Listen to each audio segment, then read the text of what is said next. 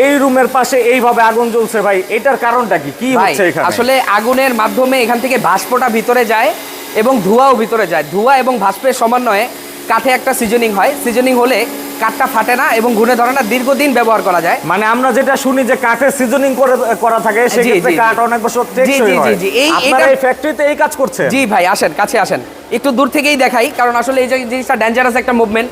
আপনারা দেখতে পাচ্ছেন এখানে কিন্তু বিশাল কাঠের স্তূপ এবং একটা হিট পাচ্ছেন, প্রচুর হিট কিন্তু একটা এই হিট জায়গাতে পাচ্ছেন। এটার ভিতরে কিন্তু আমরা সিজনিং করে দেন হচ্ছে কাঠটাকে প্রস্তুত করি দরজা করার জন্য, যার কারণে কি হয়, দরজাটা দীর্ঘমেয়াদী হয় এবং দীর্ঘদিন ব্যবহারযোগ্য হয়। মেহরাব ভাই দেখতে পাচ্ছেন সারিতে সারিতে দরজা সাজানো আছে।